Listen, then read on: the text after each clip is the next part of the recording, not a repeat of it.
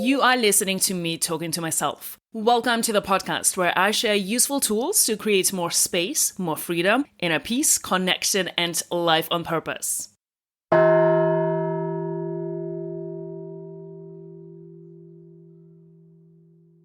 In this episode, I'm not talking to myself, I'm talking to my friend Louis, who I met in Vancouver. He is an athlete, a movement coach, a yoga teacher, an amazing tour guide, and just generally very energetic, kind, and caring person. And very passionate about what he does and about sharing his passion for movement with other people. He is a co-founder of the Van City movement, and he was part of the Canada's Ultimate Challenge show last year. And as we have a conversation about movement to make it more authentic, we are of course in motion. We recorded this podcast while driving, so you might hear some background sounds. Enjoy, get inspired, and learn useful tools to improve the quality of your life and your relationships through movement. Welcome everyone. My guest today is Louis. We met in one of his movement classes in Vancouver. And the conversation today is about movement and the importance of movement in our daily life. Do you want to introduce yourself? So yes, I'm Louis from Canada, here in Vancouver, BC. I've been doing yoga for about 10 years, and I stumbled upon movement in the last 5-ish years. And I found new ways to move my body and enjoy my health and my practice. Yeah. I'm also 39, I'm Vietnamese, and in the last summer, I got to experience a trip of a lifetime. I got to go on a reality TV game show, and I got to compete across Canada and explore Canada on this game show, and it was pretty cool. That sounds very exciting. So, could you share your idea of movement? So, when you talk about movement practice, what are you talking about?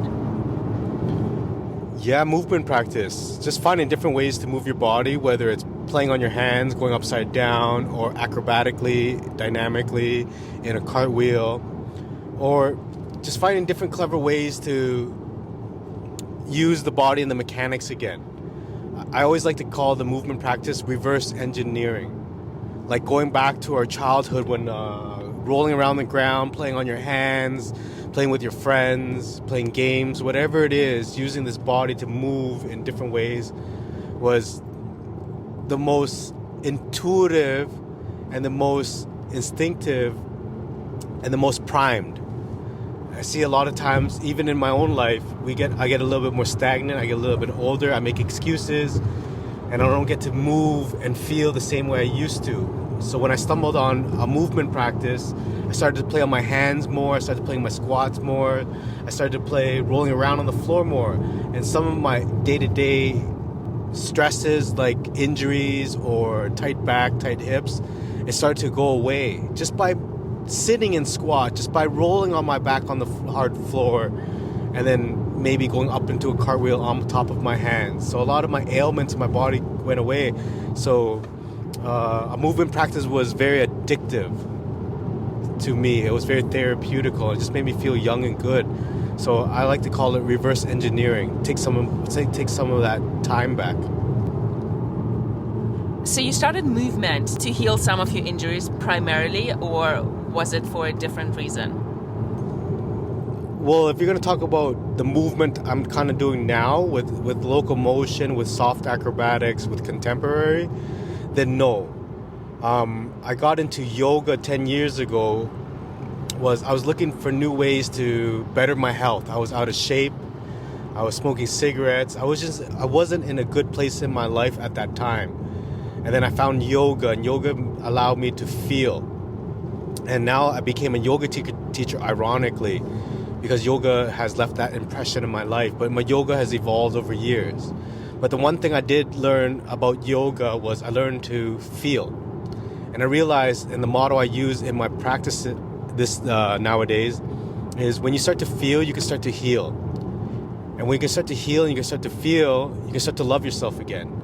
And the practice, the movement, the way my movement practice started was I got to fall in love with myself, with my body again, with my fitness, that I'm capable of doing things I never imagined I thought doing. And that allowed me to open new doors to other types of movement, like dancing. I've learned to partner dance a little bit. I've learned to do contemporary. I've learned to do cartwheels, acrobatics. I'm working on my handstands. And I didn't have that as a child. I didn't know I could do half the things I can do now. I thought you had to be specially gifted or eligible. Like there was a raffle or a draw saying you can and cannot be a specific athlete or mover or dancer. So now to be able to experience that later in my life, it's a blessing. I'm passionate and it's very liberating. So now I don't stop moving at my age. I find different creative ways to move. I find different reasons to move. But yes, going into yoga I was looking to heal some of my post-traumas and my lack of awareness and movement of my body. But now later on into my movement journey and career, it was more about researching, finding different ways I can challenge myself, not necessarily healing the body, but the more I realized that the more you challenge yourself and the body, the more you start to heal some of the old ailments. It's like stagnant water versus moving water. Moving water will always be more flowy, powerful. Stagnant water, it's stale. It just stays stagnant. So I don't allow the body to stay stale and stagnant. I always try to keep it moving, keep it light, keep it fluid. I like that feeling of being loose. So I move all day, every day, throughout the day. I practice it, but just even throughout my days, you spent the day with me. I'm always rotating, moving my spine or stretching my shoulders. I don't let anything get built up too much. But yeah, it's a two-way street. But nowadays, I don't look to go heal something. I just find, this helps me here. I'll continue to do it. Wow, I have more space and more room and more strength in certain ranges now because of my movement practice and the passion for it. So can you talk about the body and mind, body and brain relationship and connection in terms of movement? So you mentioned some things, how movement helps you in your daily life. Anything you would like to add?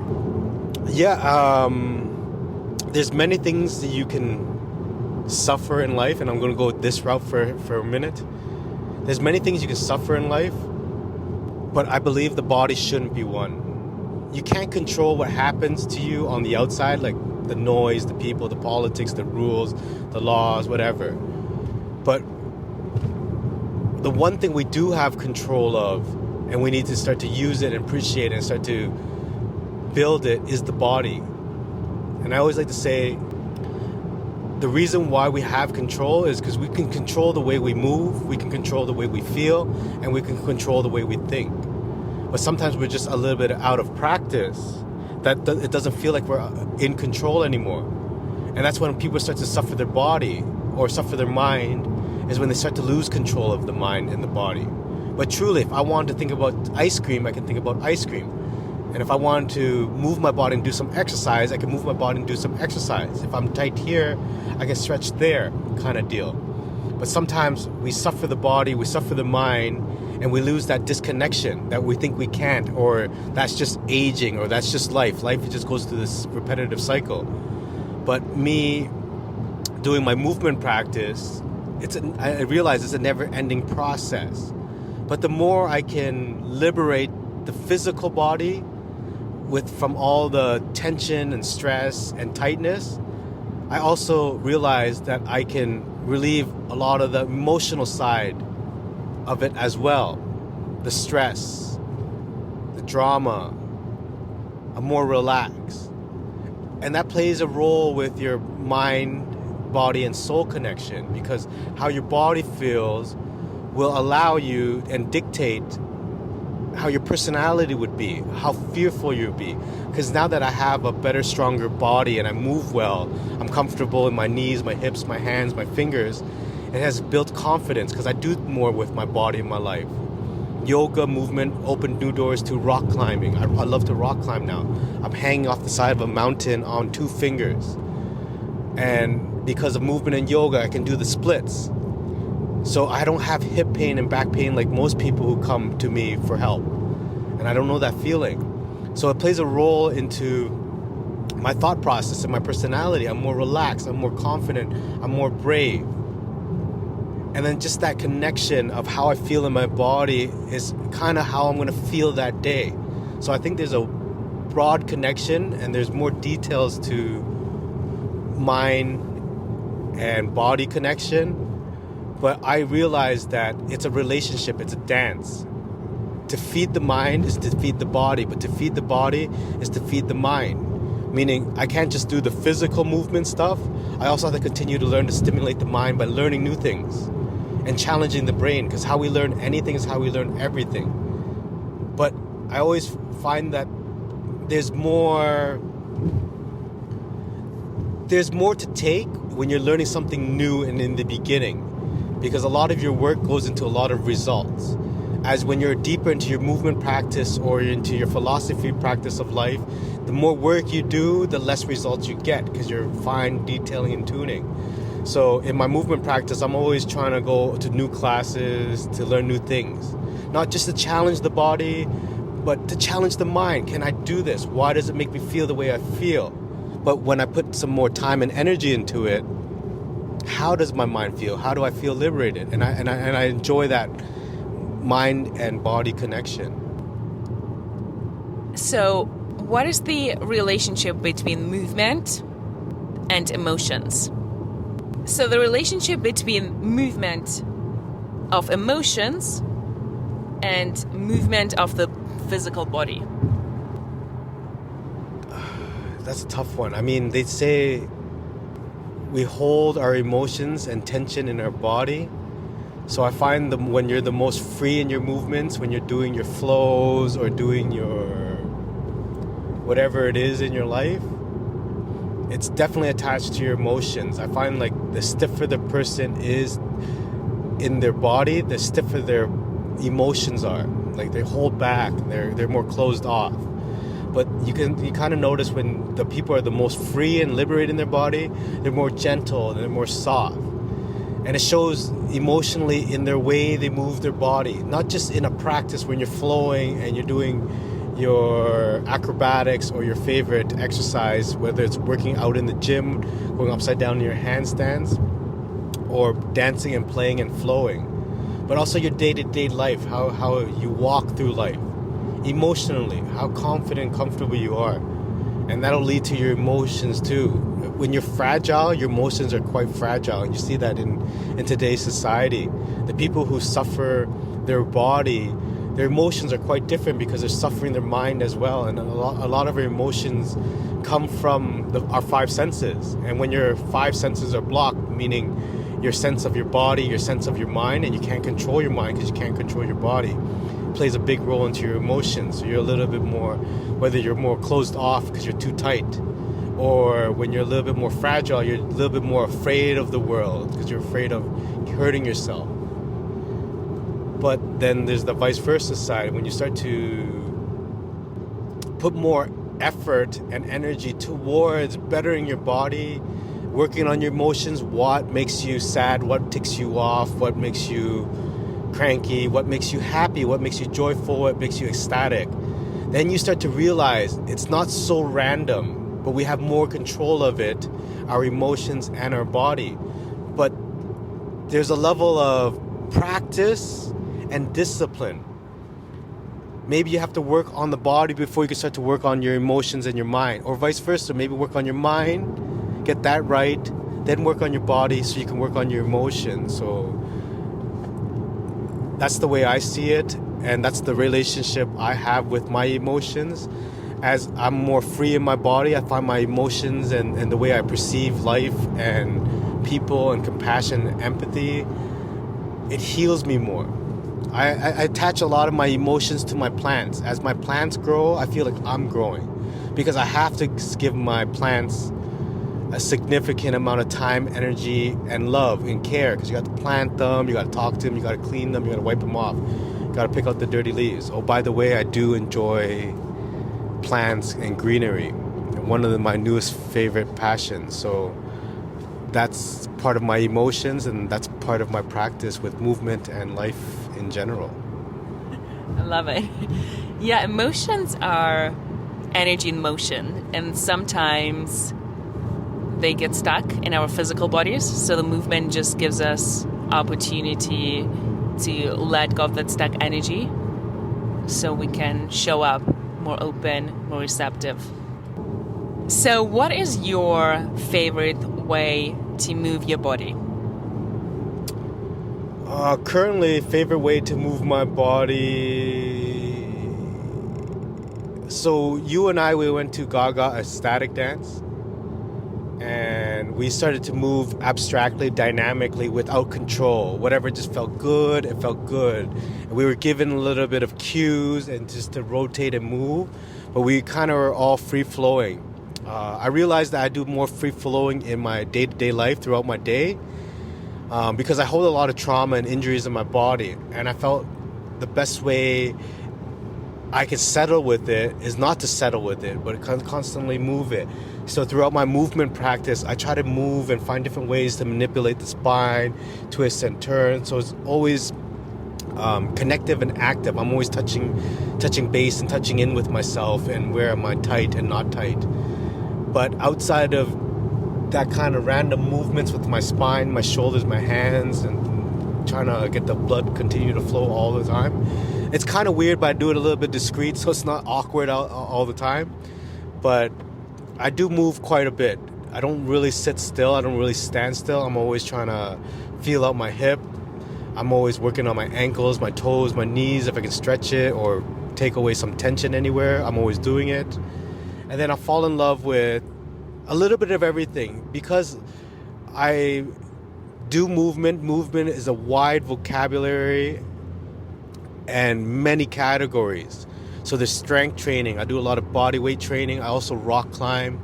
I also love to swim, go hiking, do acrobatics, do some floor contemporary work.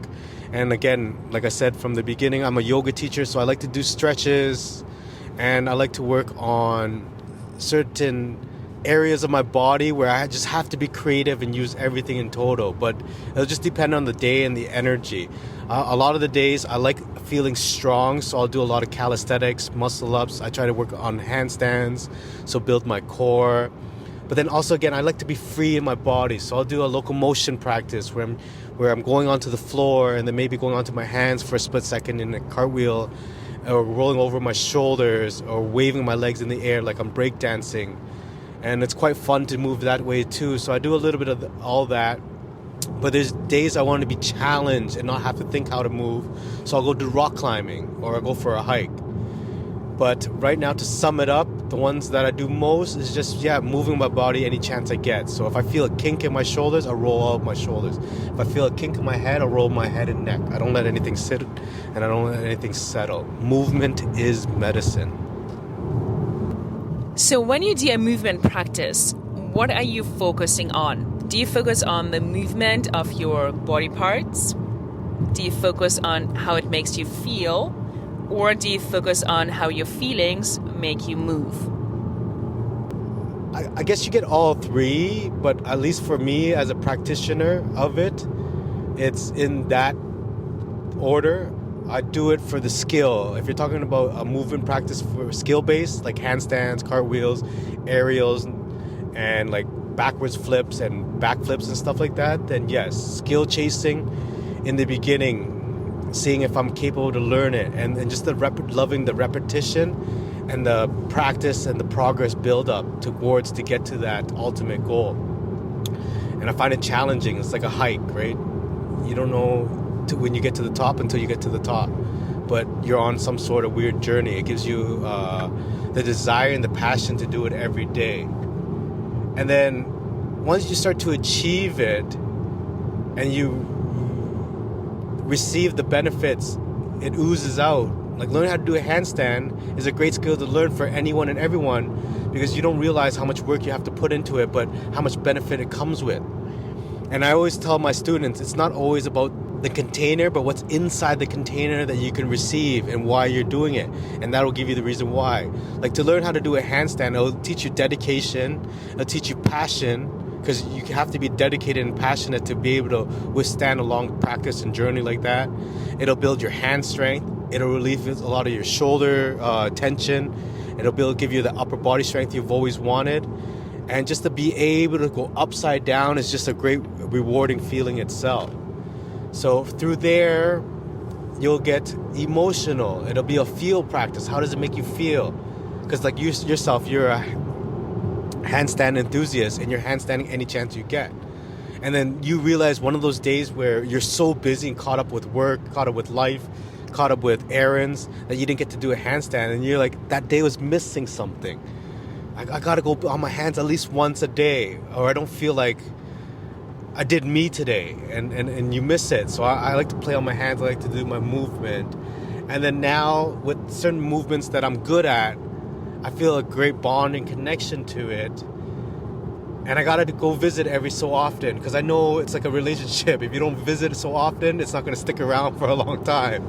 So you have to go back and you visit, and then you build that emotion and that connection to it because it feels good in your body, because you can work on little areas that you don't get to work on, especially when it comes to like a stretch or a yoga practice, right? Everyone has their favorite postures and movements, or just that posture or movement hits you like no other, like a back bend for some people, or a wheel pose, a back bend, or a pretzel pose, like a bind, whatever, and just hits the spots nicely. So I would say right now in my life and my journey I experience, I would go in that order. I chase the skill, and then it gives me the emotion, and then later on, that bond and that connection to it is just so rewarding, and yeah, I need more of it in my life. Amazing. And yes to your handstands everywhere, anytime. So what is the relationship between movement and stillness? That's a very deep question. I don't know if I can answer that, but when you ask me that, the first thing that comes to my mind is you need stillness to have movement, right? And what I'm talking about is you can always chaotically move with your body, but it will always need some time to rest and reset. And it's a weird saying, and I'm kind of caught up right now. It's like kind of saying day and night. You have to have day to understand what night is. You have to have night to understand what day is. So you have to have stillness to balance out the movement. You can't just keep moving. So you have to have stillness. But because you can't have one more outbalance the other, you need to balance it between the two. So what I mean is, you can't just consciously move and do your practice and do handstands, and then you unconsciously stay still. I think you need a little bit of both. You have to be conscious in your practice and your movement, and do it with reason. And even when it's time to be still and rest, you still need to be actively conscious to be still, and actively conscious to be resting. You can't just do one consciously and one unconsciously, because it'd be a balance. So, and I find like where I'm the most primed to take on a big challenge, like a big physical practice, is when I find more stillness, and I work on stillness, like meditation, or just lying in one spot for half an hour just to relax my muscles and my joints on the hardwood floor, just to feel the coldness that runs through my body, but allowing my joints and all my tension and my pain release. It's a weird feeling, but the flat floor helps. Or build a more active meditation, like a qigong meditation, when your hands are in the air and you're sitting in a horse stance or a low squat or a high squat, in fact, and you're just holding it for 10 minutes, and you're just allowing the emotions and the energy and the fatigueness just run through your body. So again, when you consciously work on something, like when you consciously go to the gym and you lift weights to build certain muscles like biceps and chest, you get rewarded, and all the benefits it has to come when you get stronger biceps, stronger chest. So I mean, when you're consciously working on stillness, there's a lot of benefits and rewards that you receive from it consciously. Because not always when you do something consciously can you understand and receive all the benefits that specific skill. And being still is a skill. To be good at it, to be restful and peaceful and still, takes practice. You can't just fake it. And a lot of times we fake it. So when we fake it, we don't allow it to do its full role and give us its full benefits. So there's an imbalance there when we're consciously working on movement. So for me in my practice, I think they're both very important, and I do both of them very consciously as much as I can. So I'm more conditioned and trained when I'm unconscious, when I'm moving unconsciously, or when I need to rest, when I need to sleep. My mind's a little bit more still, and my energy is more still. So I rest easier, sleep easy, move better. Yeah, conscious rest and conscious stillness, and then conscious movement, physical movement. And you're well trained when you have that appreciation and that dedication to see it as stillness and rest and everything you do as a skill, and it needs a little bit of sharpening, then you're going to have that as a tool for the rest of your life. You can flip it on, you can use it as a switch, and it's not so random, so you have a bit more control of your day. I find today's society, because of the lack of movement, they got a lack of rest, or vice versa, because they have a lack of rest. Because some people go to sleep, but they're not well rested in the next day. They're a little bit more low energy. Have you ever gotten the feeling of sleeping but waking up in the morning and not being well rested? Yeah, we get that, and because we don't have control over that, but we don't realize that we can sharpen those little skills. We might not be able to control it all the time, but sometimes it can feel like, okay, time to rest. We flip that switch, rest. But when it's time to move, we move. We're capable of, we're confident, we're liberated in our knees, hips, and joints. But when it's time to be still, when it's time to shut that mind off for a minute or two, or just stay focused on one thing at a time and not allowing that mind to take over, it needs practice. And that's where I think we lack the day we were born. We weren't taught these certain skills. And then we're finding out later, like, where's this been all our life? But is it even important? Because we were never taught it, right? The human mind is a powerful tool, like a computer, like a vehicle, an automobile. But even your automobile and your computer comes with a manual. But the human mind, the most powerful tool known to man, it never came with a manual. So we got to learn to build a conscious practice to build our own manual to see how it works ourselves. Because every mind is a little bit different. Everyone feels a little bit different. Everyone has a little bit different beliefs and perspectives. So it's our goal to learn how to create our own manual by our rituals, routine, and our practices. So if people want to start moving, what would be the entry points and basic movements that people can start with? So how should people approach a movement practice? The best way to start movement practice is just to start. And it's just to start by everyday little things. I would say maybe start off sitting and squat for a couple minutes a day. And the reason why I question squat is, I understand not everyone can sit and squat. Squat has been a difficult position and posture for a lot of people who begin. But the reason why I want you to begin there is because it's supposed to be used as the most restful state and posture known to humankind. We were sitting in squat before we were sitting in chairs, lying in beds, and driving vehicles with seats. But we've lost that ability to sit and squat. Like, you can see any young child can go into a squat position very comfortably. In fact, we started crawling and squatting before we started running and walking. So start there and assess yourself. Can I sit and squat? Do it a few times a day, a couple of times, just going to the deepest, holding it for a few seconds, and then coming back up. And then resolving the issues why you can't go into squat. So maybe you have tight knees, tight hips, tight ankles, and you realize that. And where can I find some answers to release some of that tension I have in my ankles so my heels can touch the floor? Or sometimes, what kind of tension do I have to release in my hips and my lower back so I can sit into my squat deeper? And I think if you start to figure out that a Rubik's Cube, it's going to open more doors for you to explore different types of movement. So one of the easiest practices to get into is like a gentle yoga practice, because they'll be moving the positions of their body a lot more uniquely and different than you would in your day-to-day life. There's a well-known statistic out there that they say that your average 9 to 5er, the person who just goes to work and goes home and takes care of their life and family and responsibilities, maybe only uses about 20 movements in a day. And what I mean is, like, you wake up, you get out of bed, you brush your teeth, you go to the bathroom, you either hop in a car or hop on a bus, you go to work, you sit in an office. Whether your work is a little bit more active with construction, you're only using about 10-15 movements during construction or 10-15 movements at the office sitting.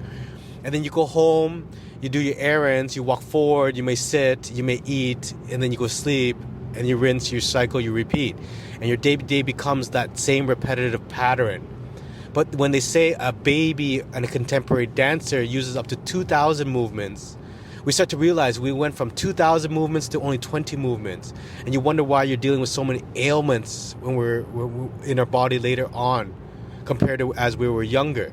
When we were younger, we didn't have to think about how to sit on the floor or how to get off the floor or go for a run or go for a hike. We just did it intuitively.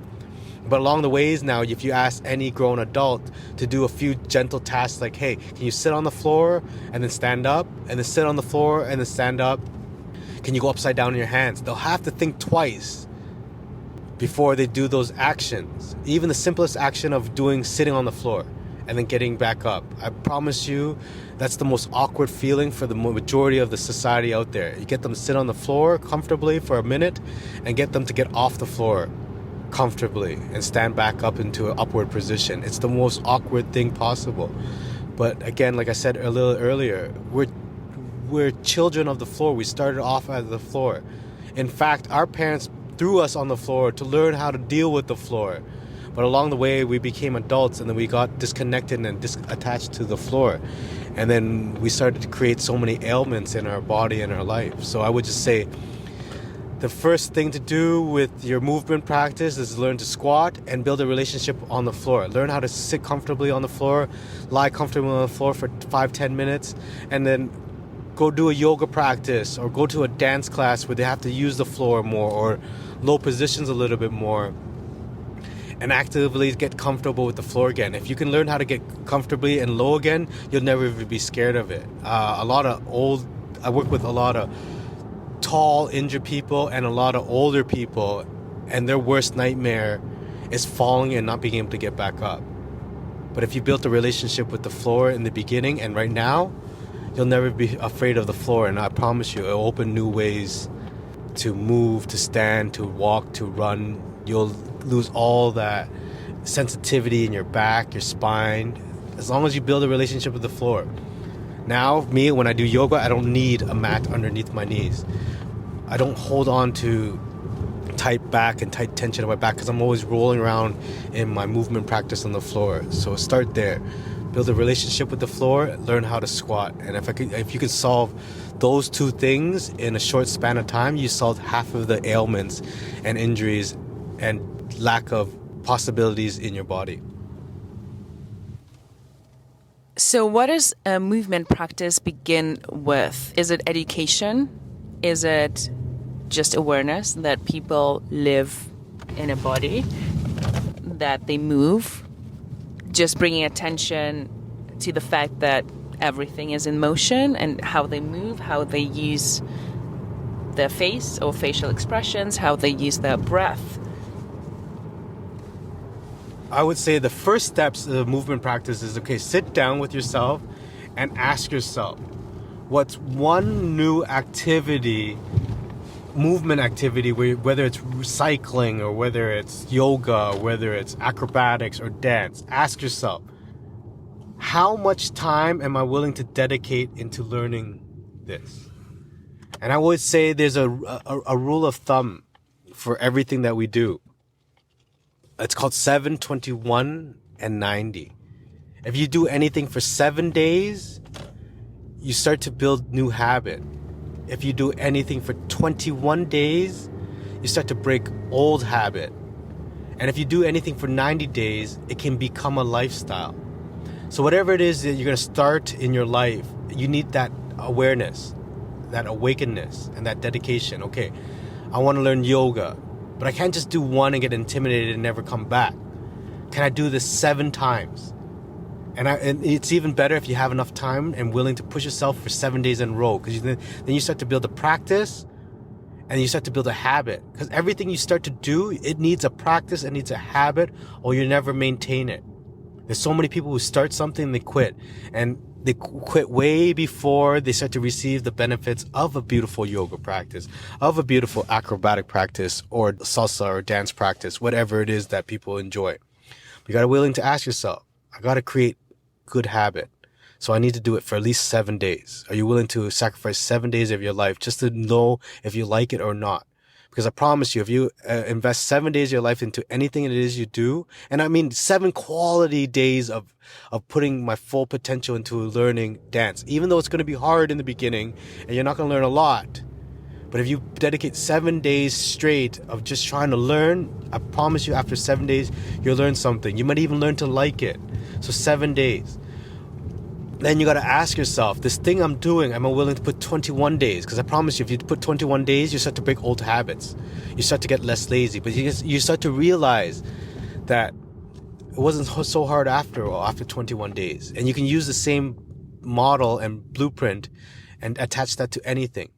Because after 90 days, and I promise you, even me learning different things, if I invest in about 90 days, 3 months worth of my time and energy into a certain activity and time, that one means I like it or I wouldn't waste 90 days on it. But then I find I start to miss it in my life if I don't have it. So I find it starts to become a lifestyle. I always say start there. How much time and energy are you willing to divide and pour into whatever it is you want to try to do? But you have to pour a significant amount of time before you can judge it or decline it and say it's not for me. Everything's for you. It's just, are you willing to go through the uncomfortableness of learning something new?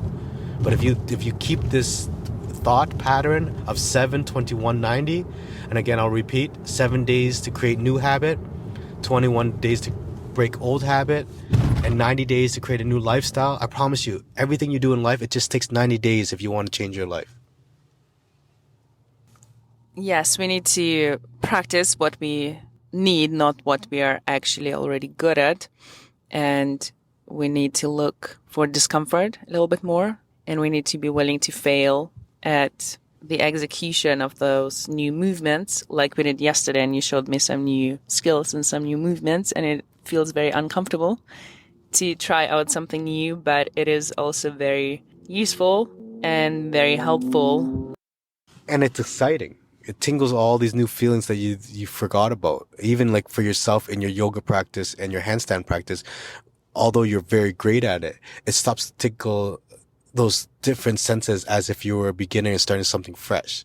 And you were a beginner in my classes, whether it's my yoga class because you didn't know what to expect and you said there was a lot of exploring, or my movement class when my good buddy Ali started teaching the class and we did some clay modeling games, and then we did a stick game, and then we got in our hands, we started crawling around the floors. It stimulated new stimulations and feelings in your senses and your body, and it felt good again. It felt good to feel, just to feel. Yeah, it's the practice of letting go of judgments and letting go of expectations. And it also builds that trust with yourself, and you feel safer in your own body through exploration and through movement and through doing different new things and shapes. You get to know yourself better. And it also gives you this opportunity to build the relationship with yourself through movement, through physical practice, and through exploration, and through trying out different shapes and different movements. So when you teach movement, what is the main intention and the main message that you have and you would like to share? Yeah, every time I go into a movement session, whether I'm teaching it or taking it, the one takeaway I want you to take away in my classes or when I take classes is to have fun. If I can get you to just have fun and enjoy those 60 minutes or 90 minutes, or in some cases in my movement classes, 2 hours, is you can walk away and say, I had fun. Whether you learn something or not, and I promise you, you learn better when you're having fun than when you have to focus and be all serious. But at least you can say, I spent a good quality 2 hours. Because there's a lot of times we can go do something, for an hour and we're like, oh, we wasted an hour, and it just drains us and just brings us down for the rest of the day. So my biggest takeaway is playfulness. And then within playfulness, you're going to reap the benefits of just having fun, being a kid again. And within these games that we play and in these patterns we learn, we're actually really benefiting the body and building the necessary skills to be the full potential human you can be. Like intuitively and instinctively, because we play instinctive games. We play games where you have to use your intuition and instincts, and you really sharpen those tools and skills, and we don't realize how much of those tools and skills we need through our day-to-day life. And it's just a cool feeling to learn and to be able to teach it and share with you all or people who come to the classes. So biggest model is come and have fun. Don't come in with any type of expectations to learn or to achieve, but come just to play and have fun. Because if I have to spend this next hour or 2 hours, I might as well enjoy it. So if you want to come in and enjoy something, come and move with me. We'll play games, we'll do some locomotion, we'll play on our hands, we'll be upside down. We might even do some cartwheels. But I couldn't find a better way to spend my next hour or two than doing that with a group of people and just sharing a couple of laughs and connecting. So you mentioned fun and you mentioned playfulness, which is an important part of your teaching and your classes. And you're also using external objects in your classes as well. Can you say something about that? What is the importance of using external objects? What is the benefit? And what is the role of external objects in your classes? Yeah, so we use a lot of props to play games in our classes. It helps us, one, to be a little bit more creative with certain games. There's only so many games that you want to play with just your bare hands and your feet, although you can come up with a lot of games. But it's just to change it up. It's just to give it a different twist to certain movements, patterns we do. Like learning how to move, how to entertain yourself with the ball. I have a ball in my hand right now. But if I left you in a room with a ball, can you entertain yourself? Because so many times of the day, we need external stimulant, whether it comes to our technology or cell phones or music. So I kind of teach you how to be creative again, intuitive again, and just to play with your creativity. Can you be creative? And then it's just fun using it as props for games. Like we play a stick game where we got to manipulate the spine and roll and do spinal twists and waves around the stick. I mean, there's other ways and other tools you can use to do that, but we just find it more fun. Like this other game, I have a pylon and a dice and a cube. And then we'll sit and squat. We'll play head, shoulders, knees, toes, head, shoulders, knees, toes, and then pylon. And you have to grab the pylon. So you're working on your instinctions, and you're working on your squats, and you're working on grabbing a pylon. Like who the hell grabs a pylon? Who grabs a dice? And then we do like a teapot stretch, a warm up in the beginning. And I'll place an object in their hand, something heavy or something light. And they do a sequence of arm, wrist, shoulder openers and movement. And they have to keep that teacup, our imaginary teacup, which is the object I gave you, upright. And you're going to try not to drop it or spill the tea in a sense. So yeah, having just different props in your practice is just more fun ways to play. Like who doesn't love toys? Like we grew up wanting and buying toys so we can play with it. So in my classes, in my practice, we add props, equipment, and toys so we can play with, so it entertains ourselves. Because I promise you one last quote on it, but even when we were a child and as an adult, the easiest way to learn something is when we are in our most playful, most focused, and most happy state. And if you remember back to when we were a child, when school used to be fun, when it was so fun to go and see our friends and then play our favorite activity, whether it's like handball or tennis ball or whatever ball, and then to be present in that moment, that euphoric feeling of just being present and there in the moment. And if you can repeat that throughout your day and in your practice, I find it being such a great tool. Yeah, props can help you build the focus, but also the more you explore movement, the more you explore yourself, then you also explore more tools you have within you can play with, like your breath, your senses, your eyes, your vision, like the movement within, which requires a lot of practice and it is a little bit more challenging just being present with yourself. But it is an interesting exploration. So thank you so much for all the tools. Thank you for your wisdom. Thank you for all the tools you shared with me. And please tell people where they can find you on social media or wherever you are in case they have more questions and they would like to work on their movement practice.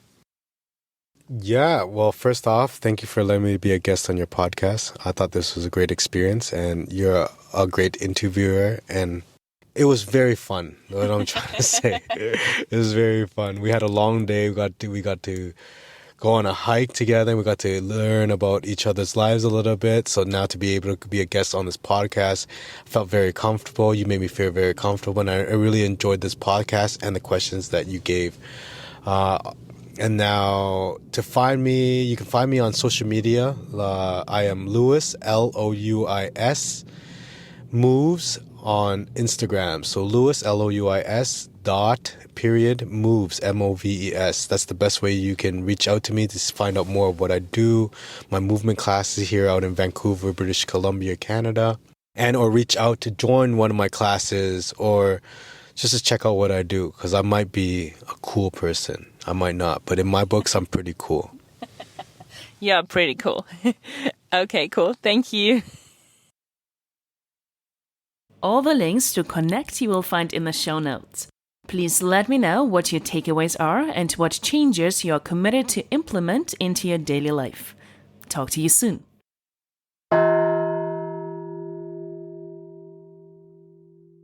Thank you for being curious. If you enjoyed listening, rate, review, subscribe, share, and join the conversation. Do not miss out on yourself, your power, and what is possible for you.